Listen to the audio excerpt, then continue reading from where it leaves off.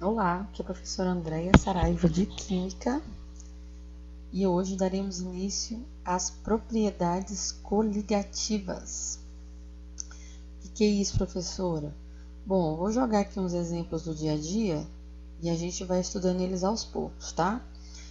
Aqui a gente tem uma uva passa, seca, que a gente sabe que quando coloca na água ela hidrata, né?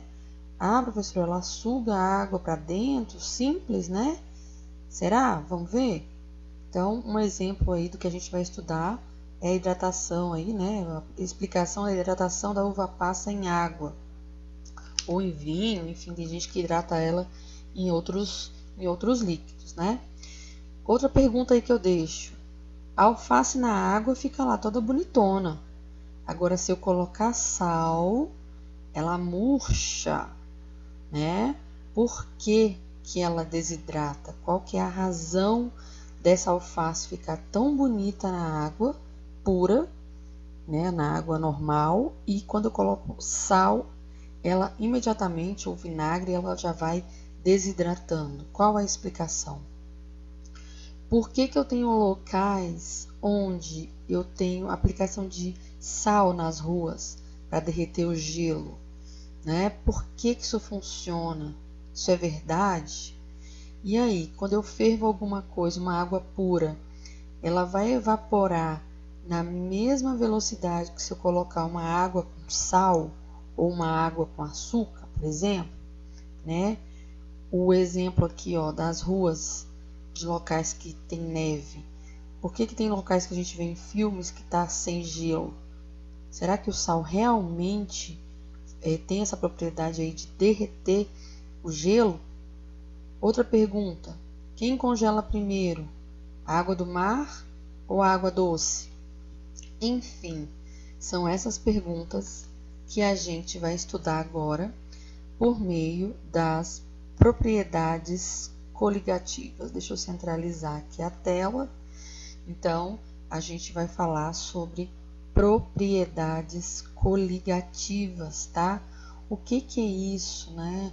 A gente viu aí alguns exemplos de algumas perguntas onde nós vamos aplicar os conceitos de propriedades coligativas para que a gente entenda aquelas perguntas feitas aí no início do vídeo, né? Vamos comprovar se elas têm razão científica ou não, certo?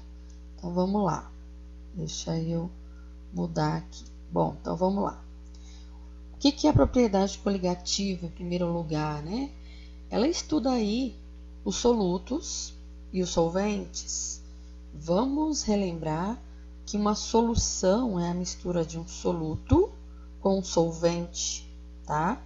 Geralmente, solvente é o que está em maior quantidade e soluto é o que está em menor quantidade, tá? Então, solução, as propriedades coligativas têm a ver com o estudo das soluções, tá? Então, a gente vai entender o comportamento aí de como é que os solventes e os solutos aí se comportam, né? Que a gente está nada mais, nada menos estudando aqui né, uma mistura homogênea, onde a gente está vendo aí como é que funciona depois que a gente começa a misturar outras coisas, algumas substâncias, tá certo? Então, a propriedade coligativa, né, a gente precisa tratar aí, lembrar de alguns exemplos, de alguns conceitos aí, por exemplo, do conceito de solução, que é a mistura de solvente com soluto, né? Geralmente o solvente está em maior quantidade e o soluto está em menor quantidade. Pode ser diferente? Pode, eu posso ter o soluto em maior quantidade que o solvente, né? Mas geralmente o solvente está em maior quantidade do que o soluto, ok? Então, por exemplo, aqui se eu tenho a água normal, né? Água, e eu colocar sal, o solvente seria a água e o soluto seria o sal, tá? Então, aqui nas propriedades coligativas, a gente vai estudar exatamente como é que eu vejo, como é que ocorre a variação das propriedades físicas do solvente quando eu coloco um soluto não volátil. Por que não volátil? Porque se esse soluto for volátil e rapidamente ele evaporar, eu não consigo fazer esse estudo do meu solvente. Então, quando eu vou fazer um estudo de propriedade coligativa, eu tenho que colocar um soluto que não seja volátil, um soluto que não seja, né, que volatilize logo, que vai embora com qualquer calor, porque aí eu não vou conseguir fazer o estudo do solvente aí que eu quero. Tá? Então, propriedade coligativa, eu vou estudar as propriedades do solvente, né, adicionando soluto, que geralmente está em menor quantidade, soluto não volátil. Por que tem que ser não volátil? E eu tenho que frisar isso o tempo inteiro. Porque se o soluto for volátil, qualquer temperatura aí, variação de temperatura para mais, ele pode evaporar, e aí eu vou continuar com o meu solvente puro. Então, eu não vou estar estudando, né, não vou estudar aí as propriedades coligativas. Então, propriedades coligativas é o estudo aí da variação das propriedades físicas, não químicas, tá? Físicas de um solvente quando eu adiciono um soluto não volátil, né? E essas propriedades, elas dependem aí da quantidade de partículas do soluto que eu coloco, tá? Mas elas independem da natureza das partículas. Então, eu posso analisar a água e posso colocar o soluto não volátil, por exemplo, sal, mas eu também posso colocar açúcar, né? Então, independe da natureza da partícula que eu estou colocando como soluto, tá? Independe. Então, o que interessa aqui mesmo para o estudo físico aí do solvente é o quanto eu tenho das partículas de soluto dissolvidas no meu solvente. Então, o número de partículas que me interessa, que eu realmente, que faz diferença aí nas variações das propriedades físicas do solvente estudado, tá certo? Então, propriedades coligativas é uma análise do solvente. Estou analisando as propriedades do solvente, ok? Como? Incluindo, jogando, misturando a ele um soluto não volátil. O que é isso, professora, não volátil?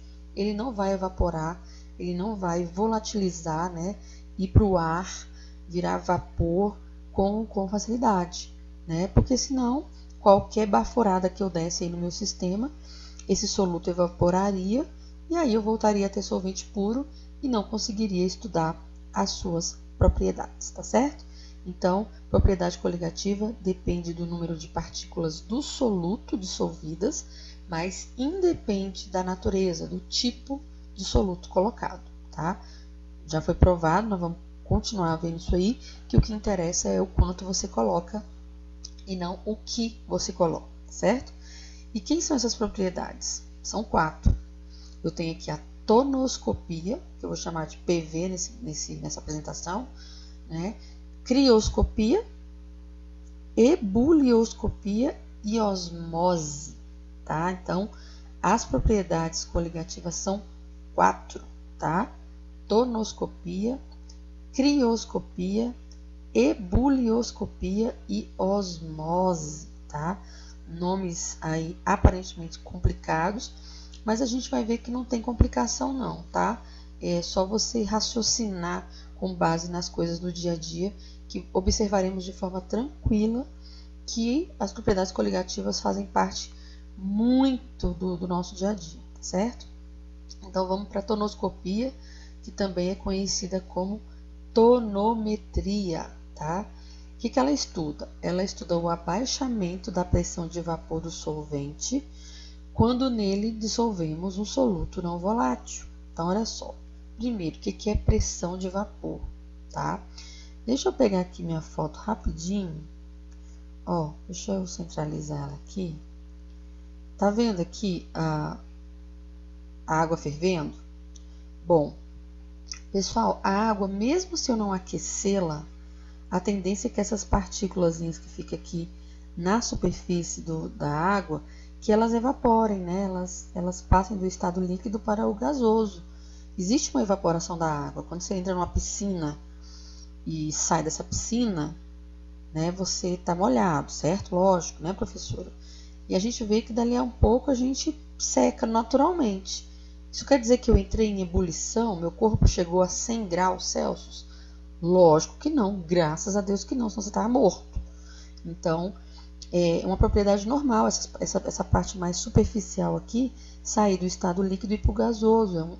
É uma evaporação, não é ebulição. Aqui eu estou vendo ebulição.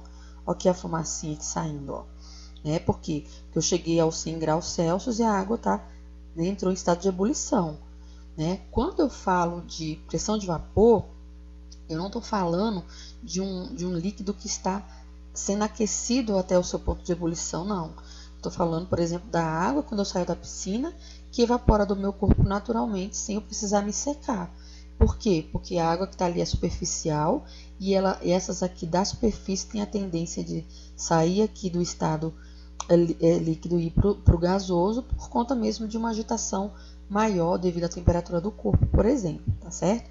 Então, pessoal, pressão de vapor nada mais é do que a pressão que tem aqui do líquido, né, aqui no limiar entre o líquido e o gasoso.